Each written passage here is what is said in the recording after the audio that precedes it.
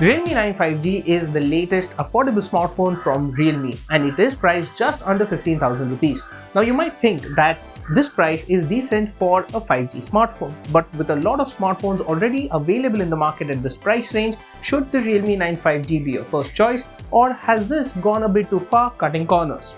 Hello everyone, I'm Aditya, you're watching Gadgets 360 and this is the full review of the Realme 9 5G. Let's start with the pricing first. The Realme 9 5G starts at 14,999 rupees in India for the base variant with 4GB of RAM and 64GB of storage. For 17,499 rupees, you can get the other variant with 6GB of RAM and 128GB of storage. The Realme 9 5G has a very familiar design if you've seen other Realme smartphones. There's a big display with a camera hole, a side-mounted fingerprint scanner, and a color shifting pattern at the back of the Stargaze white unit. It did pick up smudges, but these weren't easily visible. The Realme 9 5G is also available in Meteor Black. The Realme 9 5G is made out of plastic, and I found the power and the volume buttons to be well positioned. It measures 8.55 mm in thickness and has curved sides, which makes it comfortable to grip. Coming to the specifications, you get a big 6.5-inch Full HD Plus display with a 90Hz maximum refresh rate. The display is set to auto by default, so it switches between 60Hz and 90Hz depending on what you are doing. You can lock the refresh rate at 90Hz, which results in buttery smooth scrolling. You can also tweak the color settings of the panel, but since it was set to vivid by default, I didn't change anything. While the display quality was acceptable, the single bottom firing speaker did not produce engaging sound. Competitors such as the Redmi Note 11 do offer an AMOLED display and stereo speakers at the same price, which might help improve the video watching and gaming experience. The Realme 9 5G is powered by the 5G enabled MediaTek Dimensity 810 SoC. I had the 6GB RAM variant of this phone and it offered decent performance for my regular usage. The side-mounted fingerprint scanner as well as the face recognition feature were quick to unlock the smartphone. Multitasking was easy and I could jump between multiple apps easily. The phone also scored decently in benchmarks. Take a look. You can play casual games on the Realme 9 5G without any issues, but heavier titles such as Call of Duty default to medium settings for both graphics and frame rate. I could play this game without any stutter.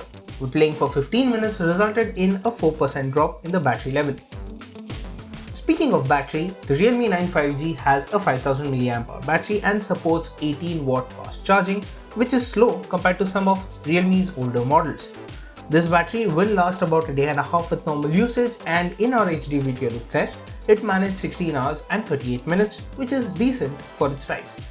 The supplied charger only got the phone to 27% in 30 minutes and it took over 2 hours to charge the phone completely. When it comes to software, the Realme 9 5G runs Realme UI 2.0 on top of Android 11. The UI was simple and didn't take much time getting used to. It also has nifty features such as the sidebar that gives you quick access to your favorite apps and actions.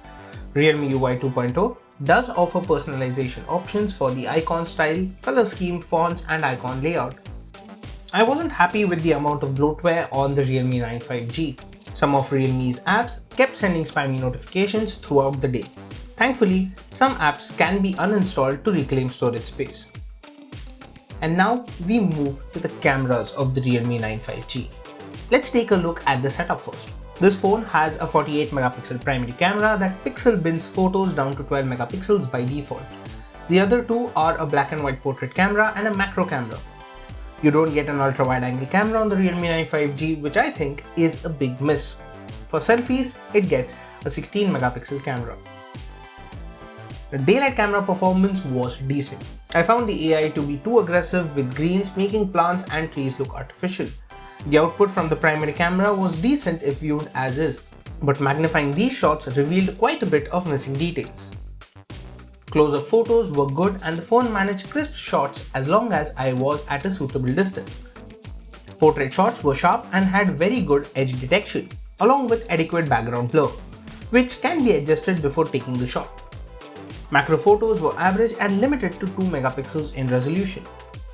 Low light camera performance was strictly average.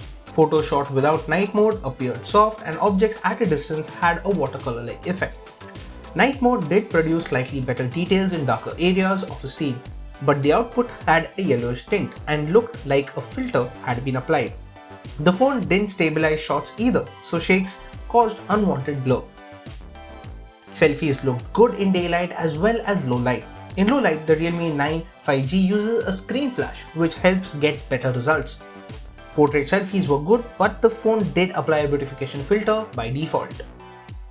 Video recording tops out at 1080p for the primary camera as well as the selfie shooter. The Realme 9 5G does not stabilize footage by default. It does have an ultra steady mode that crops the frame a bit to attempt to stabilize footage, and this helped improve video. Low light footage did have slight grain.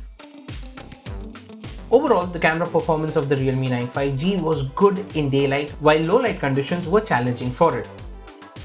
Realme has launched so many smartphones priced below 20,000 rupees of late that its model and series overlap, making it hard to pick the right one. The Realme 9 5G does not have any one standout feature in my opinion. In fact, the Realme 9 5G shares a lot of the hardware with the Realme 8s 5G, and it looks like the company has downgraded some of this older model specifications to hit a lower price. If you are considering the 6GB RAM variant of the Realme 9 5G, you should take a look at the Realme 8s 5G for just 500 rupees more. It offers better value as it has similar specifications but a higher resolution 64 megapixel camera and 33-watt fast charging. The base variant of the Realme 9 5G, priced at 14,999 rupees, offers better value for money and is the one you should consider if you are a casual user. Now, if you don't really want 5G, I would recommend you to take a look at the Redmi Note 11 that has an AMOLED display, dual speakers and 33-watt charging. So that was my review of the Realme 9 5G. What do you think about this smartphone? Do let me know that in the comments down below.